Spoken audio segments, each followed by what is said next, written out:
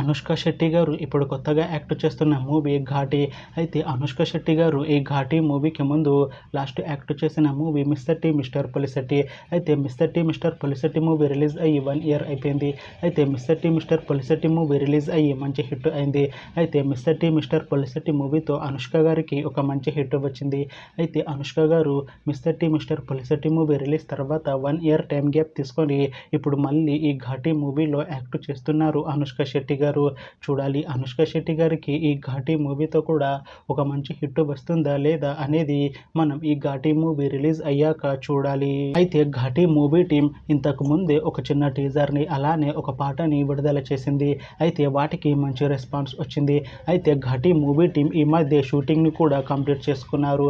అయితే Ghaati movie team మాత్రం చాలా కాన్ఫిడెంట్గా ఉన్నారు. ఈ మూవీ మంచి హిట్ అవుతుంది అని అంటున్నారు.